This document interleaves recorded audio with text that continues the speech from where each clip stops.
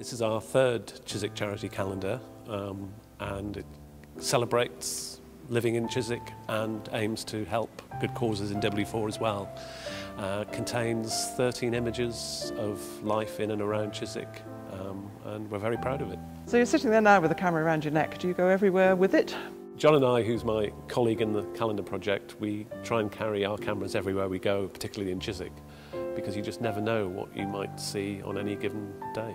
The Christmas tree photograph for December, that must have been completely opportunistic. You must have been just walking past. Yes, it was very fortunate. It was early one Saturday morning, early in December, outside St Michael and All Angels Church in Bedford Park.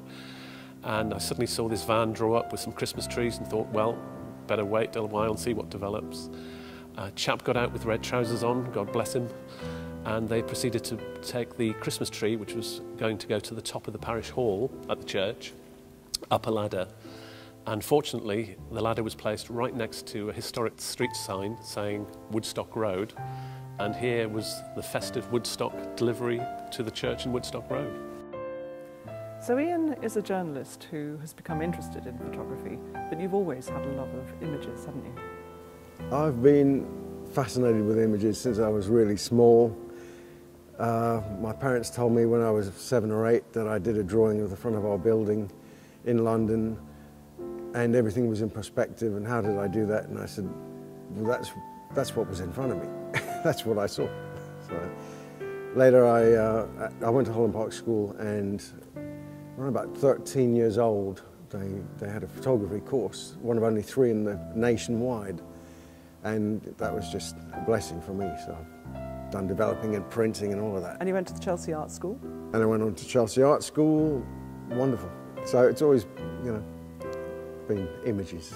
So that would explain why your photographs are technically so good. You've got some lovely photographs in this calendar using light through fog. Mood captures me a lot. So that kind of thing, fog, light, just, I'm in seventh heaven, get into the zone, and that's it. I believe the Statue of Hogarth photo was on the 11th of the 12th of the 13th. I've got a funny thing with numbers, just coincidence. And I was driving to work, and I thought, I'm going to phone my boss and say, can you do without me? And he said, yes. And that's it. I was out for about 5 hours, just clicking away. And that was one of the pictures. It was dancing around Hogarth, trying to get good light, good views. I can see that you pick out different themes that are pertinent to Chiswick. So one is the architecture, the Edwardian architecture. Tell me about the Charles Voysey building. Charles, the Voysey building, I mean, I'm very interested in the fact that he's got a house on South Parade, but he's known for his industrial buildings, and that used to be a wallpaper factory and had a bridge across it. And I wanted to link the two buildings with the reflection. But also, of course, it's important to reflect life in Chiswick. There's a lovely one that Ian took of the grocers, Collins. It's always the old cliche about standing and staring, and you sometimes see things that other people don't see because they just simply don't stop. And it's all over Chiswick if you look for it and stand and stare. And there are some striking images, but you may have to stand for hours at a time or revisit a place many times over many days, different seasons. The light is always different. The people are always different, the events on the river are always different. So it's just a process of picking the best photos that we've got each year and give them to the calendar. And you've got a picture of the Russian Orthodox Church, which is iconic. When you come into Chiswick on the motorway, it's the first thing you see and you know you're home. Tell me about that picture. The Russian Cathedral in Harvard Road is, as you say, an iconic image as you arrive in Chiswick along the M4. Beautiful blue dome with gold stars. And one morning I went along, the light was very crisp and bright, and I knew the moon might be in a certain place. And of course, I was trying to get the moon and the stars on the dome, and it's a wonderful building. The photograph's also online, and went online shortly after I took it, and it happens to get many more views in Russia than it does in England. And through that, I've had all sorts of contact with people in Russia who just love the fact that there's a Russian church in Chiswick. So where does the money go that you raise with these calendars?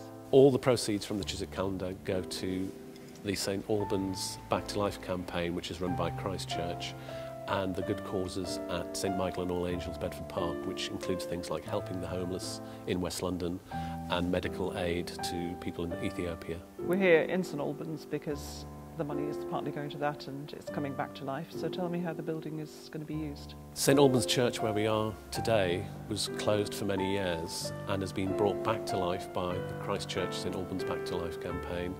And the aim is to bring it back to life as a church, which it is now. Regular services are being held on a Sunday, and also to develop it over time as a community hub for use in all sorts of ways in terms of theatre events, arts, etc. It's basically a place for all the community to come in Chiswick. I have 2 books out which were a kind of joint project with Snappy Snaps, who were very kind to ask me if I would produce 5 books with them.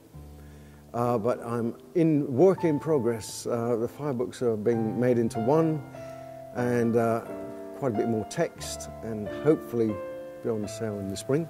So, to be continued then, we'll come back to this in the spring. Well, it's a work in progress, so let's hope I can get it done for spring. That's the plan.